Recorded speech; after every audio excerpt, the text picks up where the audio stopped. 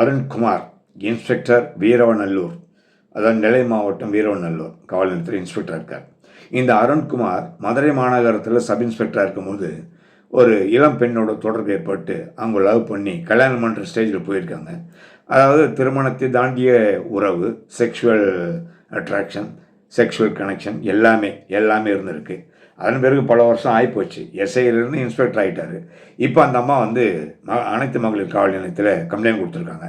இந்த மாதிரி என்னை கல்யாணம் பண்ணிக்கிறேன்னு சொல்லி ஏமாற்றிட்டாரு, சீட்டிங் பண்ணிட்டாரு, அப்படி இப்படின்னு புகார் கொடுத்துருக்காங்க. புகாரின் அடிப்படையில் விசாரணை பண்ணி எஃப்ஐஆர் போட்டிருக்காங்க. இந்த விஷயம் தெரிஞ்சவுடனே நெல்லை சரக டிஐஜி இந்த இன்ஸ்பெக்டர் சஸ்பெண்ட் பண்ணிட்டார். கதை முடிஞ்சு போச்சுங்களா? இதே மாதிரி நம்ம சென்னை 1008 கொச்சின் ஹவுஸில் போலீஸ் குவார்ட்டர்ஸில் இருக்கிற ஒரு ஏட்டம்மா, 37 வயசு ஏட்டம்மா, இந்த அம்மா ஒரு கான்ஸ்டபிளை லவ் பண்ணி கல்யாணம் பண்ணிக்கினாங்க. கல்யாணம் பண்ணிக்கின பிறகும் அவர் அவங்க ஒரு 2 வருஷத்துக்கு முன்னால் ஒரு தியாகராய நகர் சரகத்தில் உள்ள ஸ்டேஷனில் ஒரு இன்ஸ்பெக்டரோட இதே தான் திருமணத்தை தாண்டி ஒரு உறவு, அது என்னென்னு உங்களுக்கே தெரியும், அது சொல்ல வேண்டியதில்லை. அந்த மாதிரி வாழ்ந்துருக்காங்க, புருஷன் பொண்டாட்டியாவே வாழ்ந்துருக்காங்க பல ஆண்டு காலம்.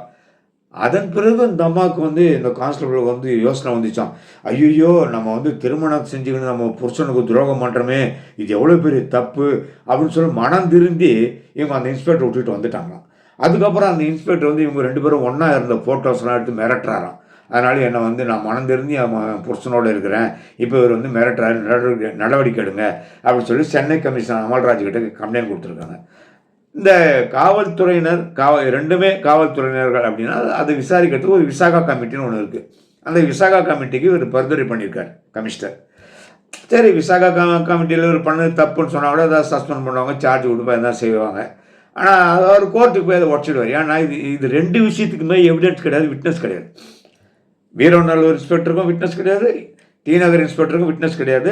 இது எந்த வகையிலையும் ஒத்து போகாது. இது நிரூபிக்கவே முடியாது. இதில் என்ன ஒன்றுனா, 2 பேரில் யார் நினச்சாங்களோ அது ஒன்று நடந்து போச்சு. கான்ஸ்டபிள் நினச்சது நடக்கலை, மதுரையில் அந்த பொண்ணு நினச்சது நடக்கலை, அவ்வளோதான். இதுதான் உண்மை, புரியுதுங்களா? அவங்களே ஏமாற்றிக்கிறாங்க. எப்படியாவது ஆட்டியை போட்டு இன்ஸ்பெக்டர் கவுத்துலாம் தான் 2 பேர் நினச்சிருப்பாங்க.